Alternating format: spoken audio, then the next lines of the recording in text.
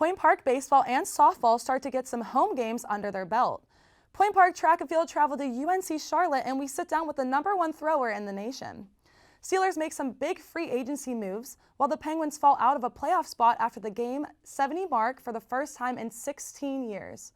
March basketball is down to their final 16 teams, new names and new places in, and the NHL inches closer to playoffs, and the World Baseball Classic final is set.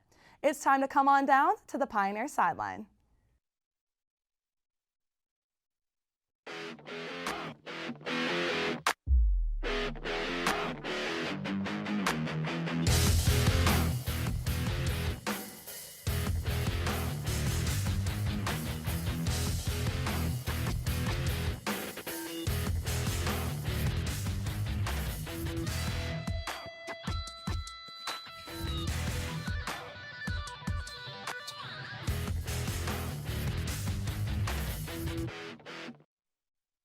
Hello and welcome back to Pioneer Sideline. I'm your host, Natalia Hillen.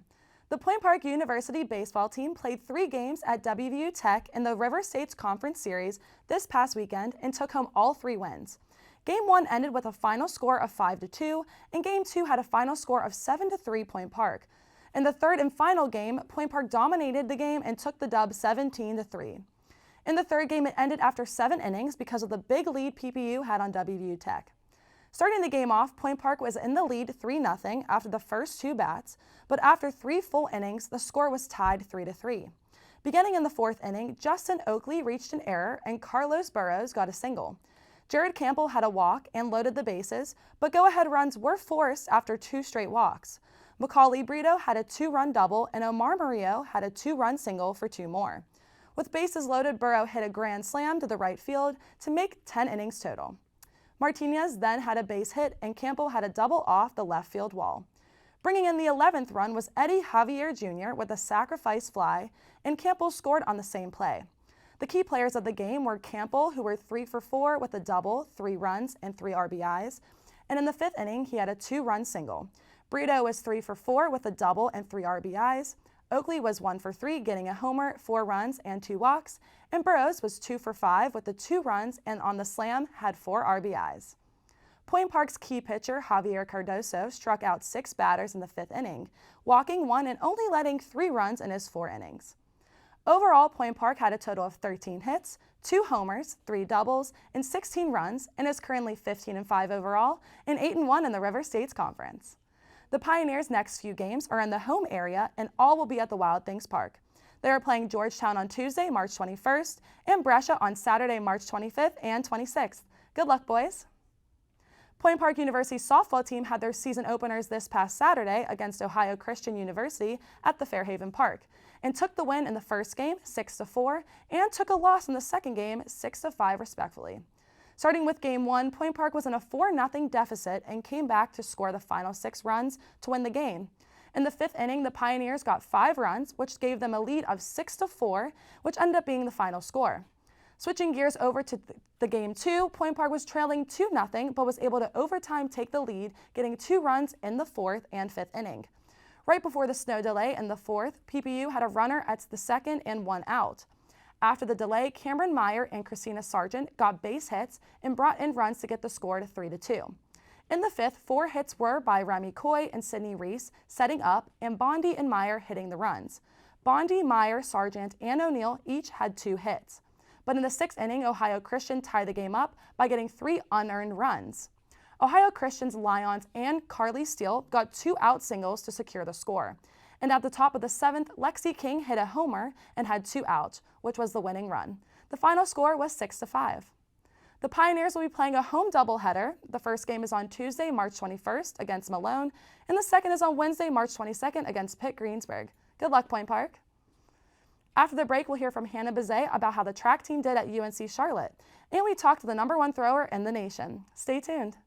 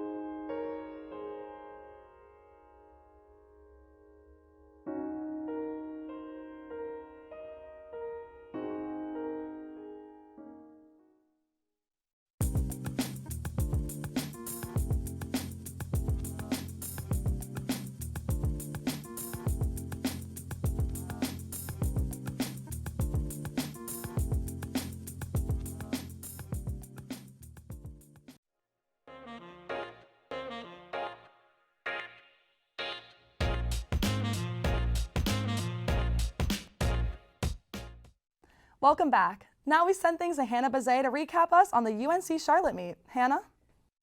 Thanks, Nat. Outdoor track season is officially underway as Point Park's men's and women's track teams traveled to UNC Charlotte, where they competed in the Charlotte 49ers Classic this past weekend. Starting things off with our women's team, Sideline's own Natalie Hillen took 15th in the women's 400-meter hurdles, the highest score for Point Park in that event. She also PR'd in the 100 hurdles and 200. The women's 4x100-meter relay consisted of Kia Ellsbury, Hillen, Jordan Yaniga, and Emma Pavlik placing in the top 10, taking 9th place with their time of 50.30 seconds. In the women's high jump, Pavlik placed 10th with her jump of 1.50 meters. Moving on to our men's team, they made a huge splash in the first meet of the season. Junior Damir Stewart took 4th in the men's 100 meters and 6th in the 200 meters. Stewart was also named RSC Men's Outdoor Track Athlete of the Week. Also competing in the 200 meters, Jacorius Demps took top 20 with his time of 22.05 seconds. In the men's 800 meters, sophomore Ramiro Alunque placed 9th at 1 minute and 55.36 seconds, and Elijah James was right on his heels in 11th with a time of 1 minute and 55.83 seconds. In the men's 110-meter hurdles, Peter Durando placed 17th and was Point Park's highest pole vault score of the meet at 13th place. Point Park's men's 4x100 meter, consisting of Demps, Demir Lomax, Dorian Boatswain, and Stewart's relay, took 6th place with their time of 41.58 seconds. They also qualified for outdoor nationals with their time. In the triple jump, Collins Eze made it to the top 10 in 8th place and qualified for outdoor nationals, and in shot put, Siobhan Fletcher took 9th. Point Park's men's showed out in javelin, with 3 pioneers placing in the top 10 and 2 of them taking the top 2 spots at the meet. Sophomore Jaka Blatnick placed first with his throw of 62.33 meters and is now ranked number 1 in the country. Blatnick was also named Men's RSC Field Athlete of the Week. In second, Daniel Jacobs threw for 59.87 meters, qualifying him for outdoor nationals. And in ninth, Fletcher threw at 48.57 meters. We are so proud of our men's and women's teams and can't wait to see how the rest of the season unfolds. Back to you, Nat. Thanks, Hannah. Now I'm joined by Jaka Blatnick, who is a sophomore thrower for the Point Park track and field team. First, I want to congratulate you on qualifying for outdoor nationals, throwing the javelin, and being first in the nation, and also being RSC Field Athlete of the Week. Jakob, thanks for joining me today. Can you walk me through that moment when you found out that you qualified? Hi, Nalia. Thank you for having me. Well, yeah, I was pretty confident going into this meet because Coach Walsh has been working with me for the whole semester and a little bit of second semester. And I was pretty confident of qualifying for Nationals first meet and didn't have any injuries this year, thankfully. Yeah, there's a lot of hard work that, you put in every single day. What did you have to do to specifically prepare for this outdoor season and qualifying right away the first meet? So what my coach Walsh and our head coach, Coach Creamer, did is they put me out the indoor season and just prepared me for outdoor season for the whole first semester, which is basically waking up every morning 6:30 a.m. till 9 a.m. for practice and just perfecting all of the practices, technique for javelin, everything. Mm-hmm. What type of different technique practices do you have to do, especially at lifting? I know we started at Union Fitness. What types of lifting techniques did you have to do specifically for javelin? So we have 3 different periods, which is one is preseason, one is the strong season you could call, where we do all the weights, just getting mass, start moving weights, and the last is like the final season, which is basically just perfecting the technique, throwing sessions, med balls, bands, and all different kind of stuff Coach Walsh comes with. Wow. What are your goals this season? Well, my goals this season is to obviously try to get my PR, get a better PR, like throw 70 meters, potentially win nationals and qualify for European championships. Mm-hmm. And what are you looking forward to competing in the next couple of meets? I'm really looking forward not to injuring myself and getting my PR higher and competing with my teammates and with my track team. That's amazing. Thank you so much for joining me, Jakob, and good luck for the rest of the season. Thank you. After the break, we get an inside scoop on how all things are going locally and nationally. Stay tuned.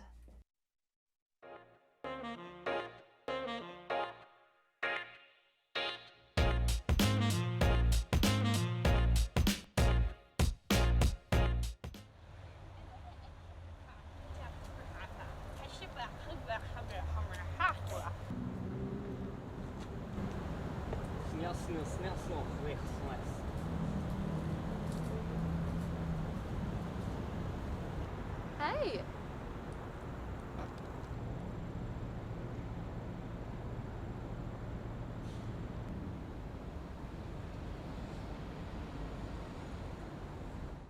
Good evening and welcome to News Night. My name is Craig Furkowski. Tonight, we'll cover all your international, national, and local news.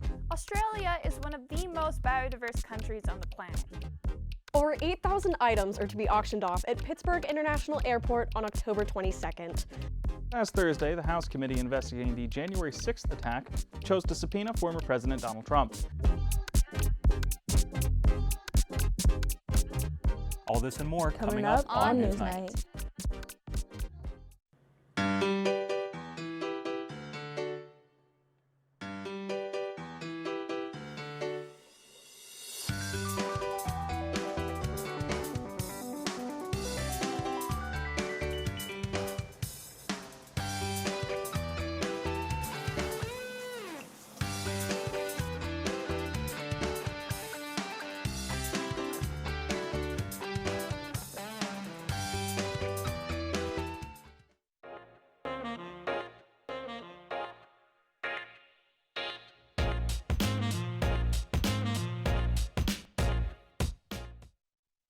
Welcome back. I'll be sending things over to John Mayer to update us on how all things are going locally in the sports world. John? Thanks, Nat. The Steelers have made some big moves during General Manager Omar Khan's first free agency with the team, agreeing to deals with multiple free agents, including cornerback Patrick Peterson, linebackers Cole Holcomb and Landon Roberts, and offensive guards Isaac Semuolo and Nate Herbig. As for retaining their own players, the Steelers have re-signed defensive tackle Larry Ogunjobi, cornerback James Pierre, and safety DeMonte Kazee. However, the team lost top cornerback Cameron Sutton to the Detroit Lions and linebackers Devin Bush and Robert Spillane to the Seattle Seahawks and Las Vegas Raiders, while the Steelers also released linebacker Miles Jack. On to Penguins news, where the team is coming off 3 straight losses, losing 2 straight on the road at Madison Square Garden against the Rangers, followed up by a 2-1 loss at home against the Ottawa Senators. And as for the Pirates, they're about to enter their final week of spring training before the 2023 MLB regular season kicks off on March 30th. That's all I have locally. Back to you, Nat. Thanks, John. Now let's hand things over to Matt Palangi to update us on how the rest of the sports world is doing. Matt? Thanks, Nat. Here we are, down to the Sweet 16 of this year's college basketball Big Dance. This tournament has been wild so far, with the second ever 1 seed to lose in the first round, this being Purdue losing to Farley Dickinson. 2 seed Arizona also got upset in the first round with their loss to Princeton. Princeton is now a 15 seed playing in the Sweet 16 featuring their matchup against Creighton. Heavy favorites like 1 seeds Alabama and Houston still remain in the tournament, with Alabama playing against San Diego State and Houston playing against Miami. 8-seeded Arkansas knocked off their region's 1 seed with a win over Kansas to put them in the next round. With 2 rounds done, it is time for these big games to get even bigger. Let's look at the NFL offseason and see what players went where. Vikings wide receiver Adam Thielen has decided to go elsewhere and join the Carolina Panthers. Eagles safety C.J. Gardner-Johnson left to join the Detroit Lions. Veteran but also very productive wide receiver Brandon Cooks has left the Texans to play with the Dallas Cowboys. On topic with these Texas teams, Dallas's tight end Dalton Schultz left Dallas to play for the Texans. Still so many free agents on the block, so we will also have to keep an eye out for these deals, and maybe even some blockbuster deals are to come. Now onto the ice with a quick NHL recap. The Vegas Golden Knights lead the Western Conference at 43 wins. With a lot of ups and some downs, they managed to stay on top. The Boston Bruins have already clinched, but the Carolina Panthers and the New Jersey Devils are playing great hockey and remain as 2 of the top teams in the East. The regular season is coming to a close very soon, and I know we are in for a big treat in the playoffs. The Major League Baseball season is soon to start, but the World Baseball Classic is currently active, with the semifinals just finishing. United States advanced with an exclamation win over Cuba, and Japan walked off against Mexico in a close yet exciting fought battle. Watching this gets me excited for the upcoming MLB season. That is all I have. Back to you, Nat. Thanks, Matt. After the break, we come back with the case of the week. Stay tuned.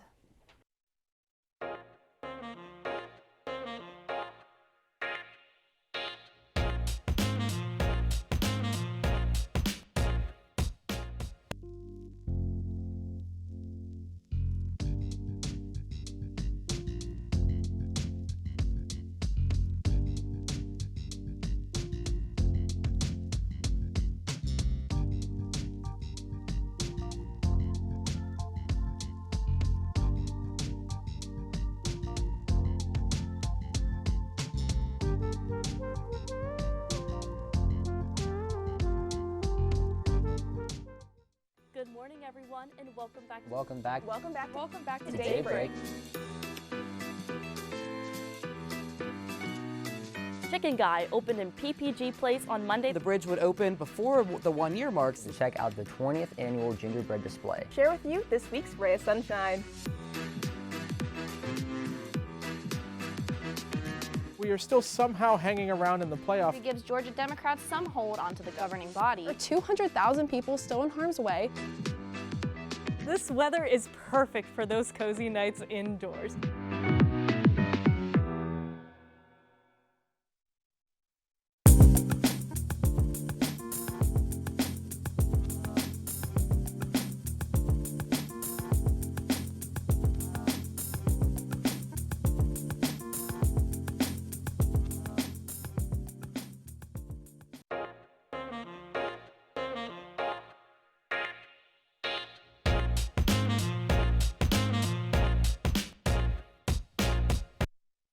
Welcome back. This week we're in the Sweet 16 with the tournament and our brackets have been busted. Today we're here to discuss our favorites and all who has to win. Today I am joined by John, Matt, and Gabe to hear what they have to think about the college basketball tournament. So guys, we have the 1 seeds, Alabama and Houston, still into this match. We have the top 16 teams left. I want to ask, starting with John, what teams surprised you first so far? The team that surprised me, Kansas losing to Arkansas was a bit of a shock. Not basically how Kansas played. Kansas was a top team entering this year. I expected a little more from them. Even though they played well against Arkansas, Arkansas really came to play, and they pulled off that upset. That surprised me, and I just feel like Kansas had more to give in this tournament. They're such a talented team, led by guys like Brady Dick. They have guys that could play, and Kansas I feel like is a really heavy favorite in this year's tournament, so seeing them fall to an 8 seed was really shocking to me. Matt? This is the second time in the history of this tournament we've watched a 1 seed lose to a 16 seed in the first round. Purdue played absolutely awful. They played against the smallest team in the tournament, and they had the best center. I don't know why they didn't just feed him over and over again, because I think they would have won if they did that. But the 2 1 seeds remaining, Alabama and Houston, these were, for me personally, coming into the tournament, I thought they were the 2 best 1 seeds remaining. So I'm not really surprised to see that. Seeing FAU here, I did not expect this. I thought they were going to lose in the first round. They had a tough matchup. I really did not think that they were going to go this far. And that's probably my big surprise to FAU. I didn't think that they were even going to make it past the first round, let alone make the Sweet 16. Gabe? I'll go with Arizona. Losing was a surprise to me because I thought they had a case to even be a 1 seed going into the tournament, and seeing them just get outplayed in the first round thoroughly just was kind of a shock to me. And like he said, Princeton winning, like there's upsets all across the board. Even with this year, like there was no clear-cut favorite, I feel like, going in. So like we knew there was gonna be more upsets than usual, but a lot of high seeds out in the first round is something you just normally don't see. So that was a surprise to me. I think Purdue definitely surprised me, and Oral Roberts did not surprise me. I know last week we were talking about them. I feel bad for them. They really tried their best out there, like on the court. But John, what games are you most excited for, looking forward into this? Alabama versus San Diego State, that's going to be a big one. Not a lot of 1 seeds remaining, so if San Diego State can knock off Alabama, we've seen it before, no 1 seed is untouchable, especially early in the tournament. Right. So anything could happen. So Alabama versus San Diego State, Houston versus Miami is another one. Another game that really intrigues me is Michigan State versus Kansas State. Kansas State, they have 2 All-Americans in Deontay Johnson and Morton. They have some All-Americans. So Kansas State, they're 3 seed. Michigan State's a 7 seed. We got to see what happens there, but I feel like Kansas State could make some more, make some noise in the tournament. Definitely. What are you most excited for? I like the Gonzaga versus UCLA. They're the 2 closest teams based on seeding, 3 and 2 seed. Those were actually 2 heavy favorites coming into this tournament. I really like that matchup a lot. I also agree with you on the Alabama versus SDU matchup. I love San Diego State, actually. I think they played really well both rounds, and I actually had them coming this far, so I'm really happy to see them there. That matchup can go either way. As you said, no 1 seed's untouchable, and if I had to see Alabama lose, it would be to a team like San Diego State for sure. But Gonzaga versus UCLA, that's 2 high-powered teams. UCLA kind of runs a small lineup. They only run like 6 players. And even the guys that come off the bench, they really don't even shoot. They took 2 shots last week, and they still managed to win. Their starting lineup. So if they can keep those guys healthy and they don't get in foul trouble, then I think UCLA could win. But these are 2 heavy favorites for sure. The matchup I'm most excited for, I would probably say Kansas State versus Michigan State. And I would say that because I do think Michigan State's going to win this game. And the reason why is because Kansas State relies a lot on guard play, and we just saw All-American guard from Marquette, Tyler Kulik. He was held to 7 points and 6 turnovers in 29 minutes. And they, their coach Tom, he's going to come out with a good game plan, and I feel like they can neutralize the guard play of Kansas State, and I feel like they have a good shot at winning this game. What do we think about Marquise Noel scoring 27 points from Kansas State? What do we think about him? He's a bucket. That's all I got to say. But the thing is Michigan State, as he said, they lowered the star power from Marquette. I don't see them doing that with him. He just looks so confident, and I don't know. And I think if they do stop him, then Kansas State will lose. But I just think when you're coming off a game like that, you have that momentum. Kansas State did that at the start of the year. They had those guys putting up those numbers, and they went on a crazy streak. They struggled at the end of the year, but now they're coming to look like they did at the start of the season. And that's why I really like he's a great player, and I like that team a lot. Mm-hmm. Who do we think will make the Elite Eight? As of right now, I'm going with Alabama, Houston, Texas, UCLA, Tennessee, Kansas State. I'm going to go with an upset. I'm going to go Princeton. Why not? I'm going to say Princeton keeps dancing at 15. Princeton 15 seed. Let's get it. Yeah, so that's my Elite Eight right there. Honestly, when I look at the Princeton versus, I think Princeton actually probably has like maybe not the easiest because Creighton's been playing really well, but I just think Creighton has a little bit more. I mean, as much as we would love to see what a 15 seed go and continue the story, I think Creighton just a little too much for them. I also have both 1 seeds winning. I have Houston, Alabama. For Gonzaga and UCLA, I think UCLA is going to manage to keep those guys, their starters. I think they're just going to keep playing fantastic ball, and they're going to manage to win again. I have Kansas State beating Michigan State just because of the momentum that they have, and I think they're just going to keep that up. And then I have Texas and Xavier's a really good matchup as well. I would probably lean a little bit more towards Xavier from me. I wasn't really high on Texas that much coming into this tournament. But yeah, those are just some of the teams that I want to spotlight for sure. I would also go with both 1 seeds. I think the Alabama game especially, it's going to be a gritty, hard-fought battle, but Alabama's a great rebounding team on the glass. And the teams that we've seen San Diego State play, I mean, they're definitely a step up in competition. Like Alabama's just going to be a lot better. So it's not something that they're used to playing against. So I think that they'll have an edge in that type of thing this year. So, and then I would also go UCLA and Gonzaga. I would pick Gonzaga to win probably by a little bit. I just think that UCLA's rotation, I mean, they play 5 players. Like they had 2 shots by bench players last game, 2 field goal attempts by bench players. And I think that we've seen Gonzaga loves to get to the free throw line. They average 21 free throws per game. If someone gets in foul trouble early, you're going to have UCLA putting players in positions they haven't been in all year. And they could get in trouble if they get in foul trouble early, or if one player is just not shooting the ball well. Like if you neutralize one of their players, they don't really have anyone to replace it, whereas Gonzaga is a really deep team, so I think that gives them a slight advantage there. I would also say for some of the games, I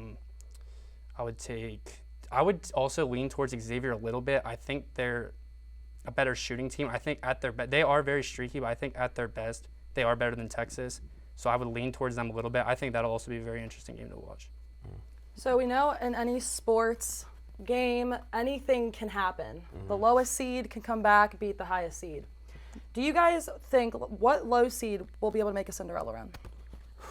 As I said, I think Princeton's going to win this game coming up against Creighton. So for a 15 seed to make it to the Elite Eight, I kind of consider that in itself a Cinderella run. It is. So that is a Cinderella I'm going to go with Princeton.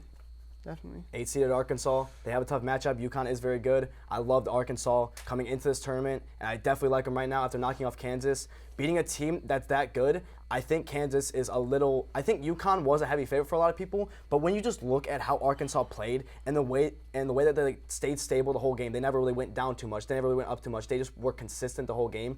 I think if they keep doing that to UConn, then they're going to do it again, and they're going to make the Elite Eight. I also would probably lean towards Arkansas.